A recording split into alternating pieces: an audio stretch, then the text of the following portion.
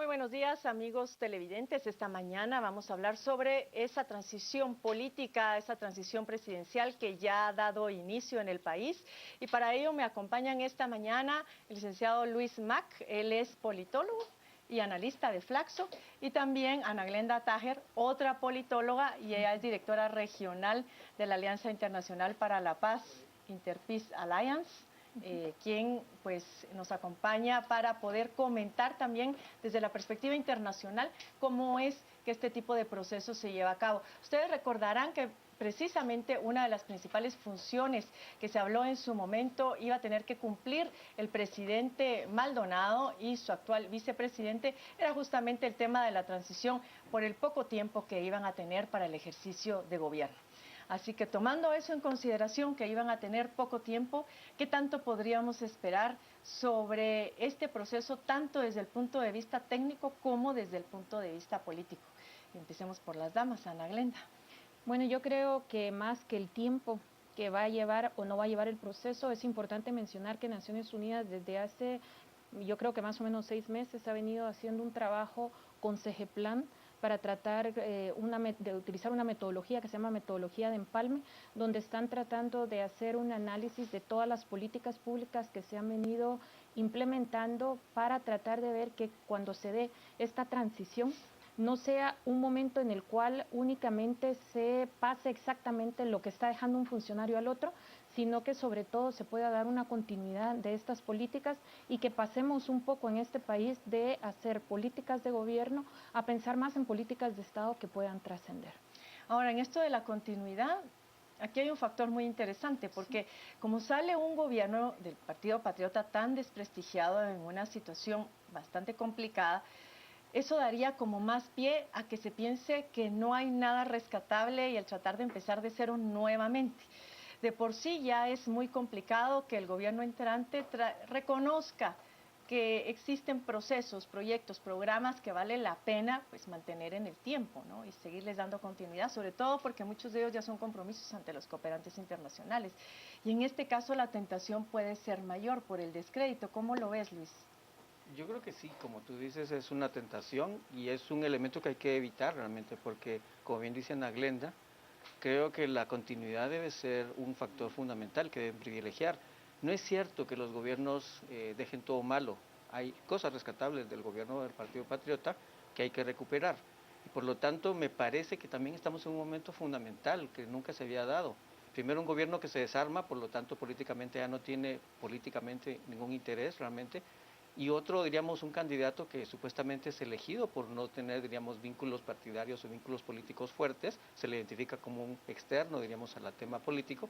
Por lo tanto, el tema, diríamos, de las rivalidades políticas finalmente no es un factor, que debería, diríamos, de ser un factor distorsionante de la transición. Así que creo que estamos en un momento clave para poder hacer una transición ordenada y, como decía Ana Glenda, para permitir una continuidad de las políticas públicas.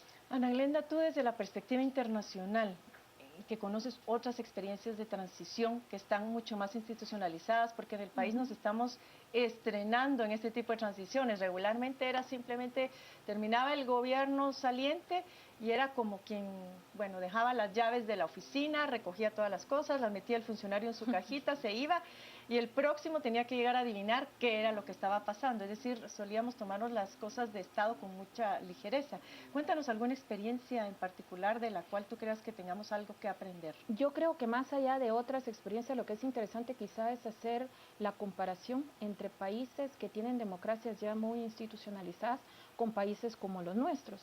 Porque claro, en una democracia más formal, o que no solo es la formal, sino que es más democracia real, lo que se encuentra uno es transiciones en las cuales los que llegan al poder son partidos políticos fuertes, que tienen toda una... que tienen cuadros. Tienen cuadros, pero además de cuadros tienen años de estar viniendo haciendo oposición y que después en determinado momento llegan al poder. Entonces, cuando tú vas haciendo oposición, lo que vas viendo es qué es lo que está funcionando, qué es lo que no está funcionando en un gobierno.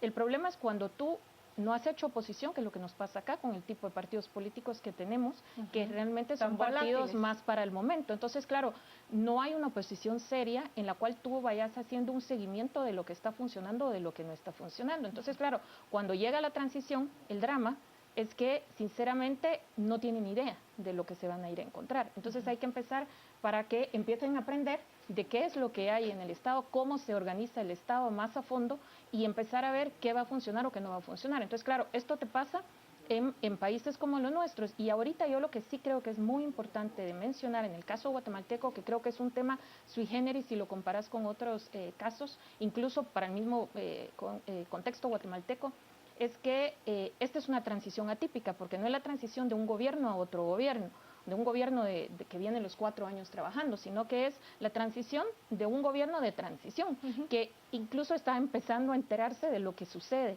en el gobierno como para poder dar una transición seria y decir qué Mucho es lo que hay o qué es lo que no hay. ¿Verdad? Exactamente. Ahí quizá lo único que por eso me parece importante, lo que está tratando de hacer Naciones Unidas es el trabajo a través de ese plan, porque la funcionaria que venía de la época del presidente Patriota, Otto Pérez. exactamente, ahorita ha continuado. Entonces ella sí puede dar una continuidad de lo que ha pasado en materia de política pública. Sobre esta comisión que ya nombró el presidente Maldonado, de acuerdo a la integración ya por varios ministerios, Ministerio de Desarrollo Social, Ministerio de Finanzas, ¿qué lectura se le puede dar a esa conformación? Si es por base a los temas, con base a los temas que él considerará estratégicos haber incorporado ciertos ministerios y otros no, ¿qué lectura podemos darle, Luis? Yo creo que sí, es básicamente, creo yo, los ministerios que se pueden considerar realmente claves por los funcionarios que en este momento diríamos están nombrados y que en la práctica son básicamente los que tienen mayor relevancia realmente cuando un gobierno empieza. Por el tema, justamente el tema de CEGEPLAN, por ejemplo, o el de finanzas, que son 2 aspectos fundamentales. Las políticas públicas creo que en Guatemala tienen un problema fundamental que es el de la coordinación interinstitucional. El gobierno del Partido Patriota justamente avanzó en una serie de planes y proyectos para poder avanzar, diríamos, en eso. Entonces yo creo que lo que tiene que hacer el nuevo gobierno justamente es empezar a visualizar qué fue lo que funcionó, qué fue lo que no funcionó y poner en marcha realmente todo el aparato estatal, porque yo creo que Guatemala tiene demasiados desafíos como para poder estar esperando realmente que finalmente los funcionarios se enteren. ¿Quiénes cuestionan que tengamos políticas públicas precisamente por esta falta de, digamos, de tomarnos en serio un proceso de transición bien estructurado y bien institucionalizado? Y por ejemplo lo vemos con el Consejo Nacional de la Juventud y estas políticas de la juventud que han sido prácticamente sustituidas de gobierno a gobierno, con lo cual muchos dudan que efectivamente haya políticas públicas que sean dignas de que se les pueda dar continuidad. Y Ana Glenda conoce muy bien esos casos porque has trabajado mucho con juventud. Y acá, no me dejarás mentir, cada gobierno que entra, por mucho que esa política pública haya sido el producto de un trabajo participativo y dialógico, finalmente dice, bueno, pero no es la mía, no es la del Partido Verde o no es la del Partido Azul o no es la del Partido Rojo, con lo cual voy a sustituirla por otra. Exactamente. La tendencia siempre es a llegar y hacer borrón y cuenta nueva.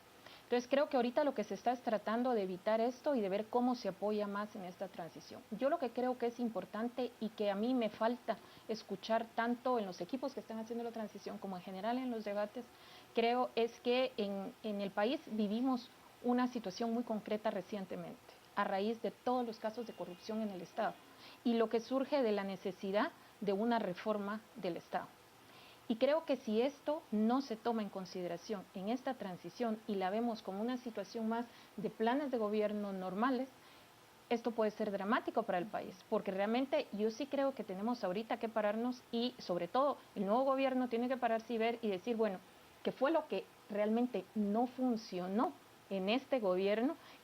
¿Qué fue toda esta corrupción dentro del sistema que está ahí de alguna manera? O sea, hay 2 señores en prisión, que es el presidente, el expresidente, la exvicepresidenta, algunos funcionarios de alto nivel, pero el sistema como tal sigue funcionando exactamente igual. Entonces, si no se hace un cambio a fondo en ese sistema, la situación va a seguir siendo la misma y entonces al final, aunque tengamos una cara nueva como es la del presidente, el futuro presidente Jimmy Morales, nada va a cambiar porque todo lo demás sigue siendo exactamente lo mismo y en el fondo sigue habiendo más de lo mismo. Entonces hay que tener cuidado. Vamos a volver con este tema, pero antes nos vamos a ir con un enlace con nuestra compañera Michelle Mendoza, quien tiene información de interés a esta hora de la mañana.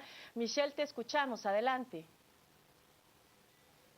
Muchísimas gracias, muy buenos días para Carmen, también para todas las personas que se encuentran en el interior del estudio y están en sintonía en este momento en Canal Antigua. Nos encontramos en la colonia Arimania, en la zona 6 de esta capital, en donde luego de trasladarnos por un camino de terracería, llegamos hasta el final, en donde simula ser parte de una especie de basurero. Fue encontrada una niña, una recién nacida, quien según los bomberos pues se llevaba muy pocas horas de haber venido a este mundo. Vamos a hablar con Julio Sánchez, portavoz de los bomberos voluntarios, para que nos amplíe la información, porque hay un detalle sumamente terrible en toda esta situación que les comentaba, pero coméntanos, Julio, de qué se trata lo que ustedes encontraron esta mañana. Buenos días, así es, ampliando esta información, queremos agregar de que esta menor localizada hace unos momentos acá en un camino de terracería paralelo al ingreso de la colonia Arimani en la zona 6 capitalina, esta menor presenta ya horas de haber fallecido. Cabe destacar en este hecho que al ser evaluada por personal paramédico de bomberos voluntarios se le localizan heridas cortantes en el cuello, así también otra herida en la espalda, la cual pues le produjo la muerte a causa de esta severa hemorragia. Hasta el momento no ha sido posible establecer la identidad de esta menor, por lo que ya se notificó a las respectivas autoridades. Perfecto, muchísimas gracias. Es parte de lo que nos comentaba Julio Sánchez de Bomberos Voluntarios. Es lamentable la situación. Aquí está al final de esta calle, como les decimos, que comunica a un área en Chinautla, que está en esta misma zona, y es un área completamente desolado que por supuesto pudo haber ayudado a que quien dejara el cuerpo de la menor pues no fuera identificada. Pero es muy lamentable la situación que se da acá. Aún no ha llegado el Ministerio Público a la zona. El cuerpo pues únicamente está cubierto por esta lona que utilizan los cuerpos de socorro para poder no solo identificar el lugar en donde se encuentra el cuerpo, sino también para respetar la identidad de la misma. Es una pequeña de sexo femenino que lamentablemente pues fue asesinada y fue abandonada en este lugar. Esta sería información que tenemos para trasladarles a ustedes a esta hora de la mañana. Nosotros vamos a permanecer acá a la espera de saber si algún familiar se hace presente, o también al momento cuando ya las autoridades de investigación del Ministerio Público lleguen al lugar y establecer qué pudo haber sucedido. Yo con estas imágenes regreso con ustedes a estudios. Muy buenos días. ¿Alguna pregunta? Muchas gracias, Michelle. Sumamente lamentable, doloroso y condenable lo que ha pasado esta mañana. Muy triste tener que amanecer con este tipo de noticias, sobre todo que afectan a nuestros menores, a nuestra niñez. Y bueno, este es uno de los grandes retos que va a tener que enfrentar el gobierno del presidente electo Jimmy Morales, con muchas dificultades. Ana Glenda mencionaba antes de irnos a corte el hecho de que si bien esto de la continuidad es importante, también el hecho de tener un plan estructurado de gobierno, de programa, que permita poder hacer ese empalme entre lo que ya venía, más los propósitos que como partido político nosotros teníamos para realizar. Y lo otro, pues, la parte presupuestaria, las capacidades institucionales que permitan dar solución a todo este tipo de problemas. Desde esa perspectiva, no hay duda, Luis, de que vamos a tener grandes problemas, tanto por la debilidad institucional como el tema presupuestario, por ejemplo. De hecho, siguiendo un poco con la línea de Ana Glenda, el gran problema que tiene el Estado de Guatemala es que muchas de las cosas que formalmente se establecen, las políticas públicas, por ejemplo, y los planes de trabajo que se elaboran formalmente, son contradecidos en la práctica por la práctica informal, por la institucionalidad o por las órdenes informales. La informalidad en el Estado de Guatemala es muy alta.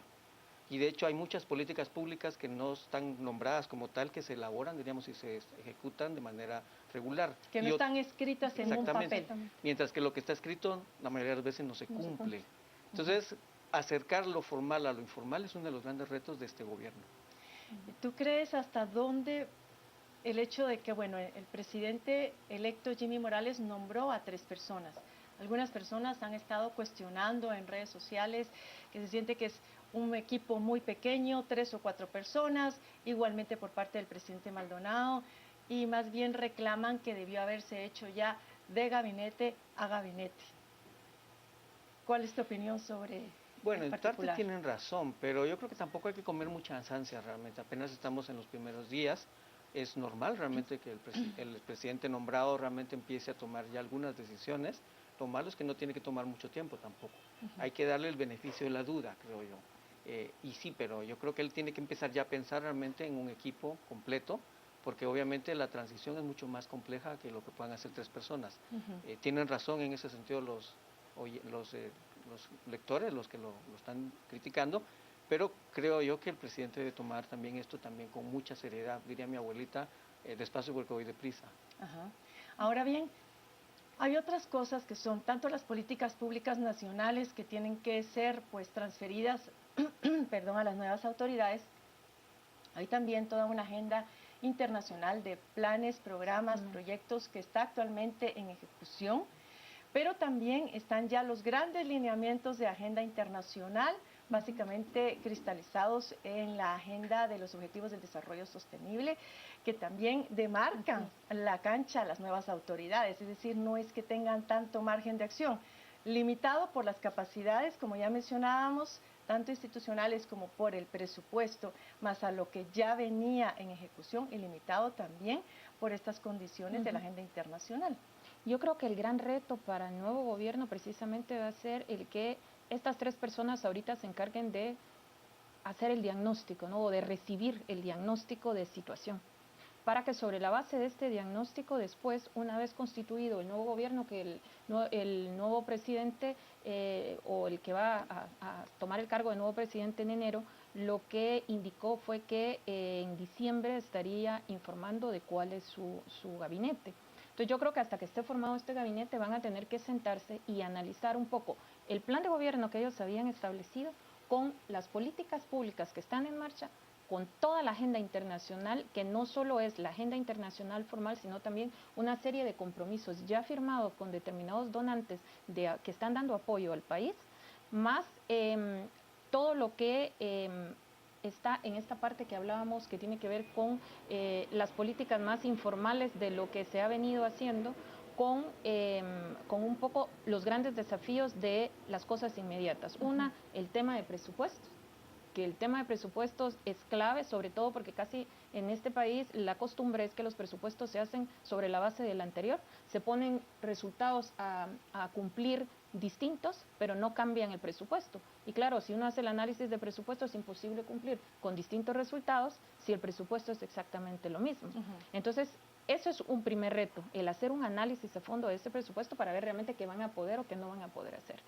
Segundo, yo creo va a ser en el Congreso de la República también ver qué tipo de manejo y de margen van a tener, porque este presidente va a contar únicamente con 11 diputados formalmente de su partido. Entonces va a tener que hacer una serie de alianzas serias si realmente quiere que muchas de las cosas que va a proponer avancen, porque no todo depende del Ejecutivo. Y luego está toda la agenda que surgió, creo, a raíz de toda esta situación que se tuvo en el país, que es una agenda, por lo menos hay 3 puntos que para mí son claves que se han venido hablando: la reforma de la ley de partidos políticos, el tema de contrataciones, el tema también de la ley de servicio civil, que es clave sobre todo para este tema de transiciones. Sí. Entonces, ¿quién lo va a retomar? Y para eso hay una serie de actores nacionales que de alguna manera tienen que empezar un diálogo con este nuevo gobierno, porque de lo contrario, si este gobierno inicia sin ningún tipo de diálogo con todos estos grupos, lo que puede suceder es que de nuevo se van a aislar y eso puede ser contraproducente para el Ejecutivo. Entonces yo sí creo que él va a necesitar una serie de alianzas, una serie de concertaciones, diálogos, conectores políticos que le permitan llegar a consensos de una agenda de país. Porque creo que lo que aquí quedó muy claro con las protestas de los últimos meses que tuvimos era que lo que no tenemos es una agenda de país. Entonces tener al menos ciertos mínimos que realmente querramos empujar. Siempre dentro de la parte internacional y la importancia que eso requiere de cara a los cooperantes y al Gran Concierto de Naciones, está el tema de la representación del país en distintos organismos internacionales. La representación del país también en otros países a través de nuestras embajadas. En este sentido sucedió algo muy importante durante este gobierno, creo que eso vale la pena destacarlo, y es haber puesto a una persona de carrera en el Ministerio de Relaciones Exteriores. Ha sido muy criticado que esos puestos en los consulados y en las embajadas son dados precisamente también para pagar favores políticos, y con lo cual nuestra presencia a nivel internacional suele ser bastante deslucida. entre otras cosas, porque hay algunas otras opiniones todavía mucho más dramáticas. Yo creo que es algo que tenemos que tomarnos muy en serio por el impacto que esto tiene también en esa cara nuestra hacia la comunidad internacional. ¿Tú cómo lo ves, Luis? Completamente de acuerdo contigo y también realmente reflexionando que el nuevo gobierno fue electo realmente justamente para evitar ese tipo de prácticas. Creo que la lectura en esta campaña electoral justamente fue que fue electo un candidato que se veía realmente como una esperanza de cambiar las cosas. Así que lo que tiene que hacer este gobierno es distanciarse de todas las prácticas como esta, como tú dices, de nombrar personas allegadas o personas, diríamos, con algún tipo de poco expertise realmente en puestos clave, pero eso no solo se refiere, diríamos, a los puestos diplomáticos. Obviamente esto tiene mucha más importancia porque estamos en los ojos de la comunidad internacional, pero también en puestos clave realmente a nivel nacional, de manera realmente que el gobierno empiece a hacer cosas diferentes. Y eso pasa con lo que decía Ana Glenda también. La crítica, diríamos, y la crisis institucional diríamos, de Guatemala en este año determina que un gobierno ya no puede seguir haciendo lo que venían haciendo los anteriores. Venir y decir, aquí están, diríamos, mis políticas públicas, mis proyectos, y todos los demás si quieren se acoplan y si no, pues mal, ¿verdad? Los eliminamos. Exactamente. Tiene que empezar a generar, diríamos, todo un proyecto de nación y de transformación realmente, porque también los desafíos, que la Ana Glenda también los empezó a mencionar, son muchos. La institucionalidad del Estado está en crisis, está en franca bancarrota incluso en algunos casos, y tenemos que empezar a reconstruirla. Y para eso necesitamos, obviamente, que, o como bien dijo Ana Glenda justamente, un Congreso que esté de favor, diríamos, del gobierno. Si empezamos como el año, diríamos, en los años anteriores, diríamos, en una competencia entre el Ejecutivo y el Legislativo, que llevó muchos meses, diríamos, al Legislativo a estar, diríamos, paralizado, vamos a empezar muy mal realmente. Tal vez puedo añadir solo algo a esto que creo que es importante. Creo que el señor Jimmy Morales tiene que verse un poco en el espejo de lo que ha sucedido en el pasado y aprender, porque a veces no aprendemos las lecciones de lo que nos ha pasado. Y creo que la figura de Serrano Elías es clave cuando se mira un Congreso tan fragmentado, que fue la forma en la que llegó. Era una nueva cara también que llegaba, que no lo asociaban tanto con la clase política tradicional. Y realmente cómo terminó este señor. Entonces yo creo que sí es importante para él aprender estas lecciones y en el tema de impunidad y de corrupción aprender de lo que le sucedió a Otto Pérez Molina. Entonces creo que si aprende un poco y es cuidadoso de lo que ya ha sucedido, ya no va a puede no repetir los mismos errores. Hay un tema fundamental, además de lo anticorrupción, ese clamor popular, está el clamor por la transparencia, que van de la mano. Así son primos hermanos, o si no, hermanos.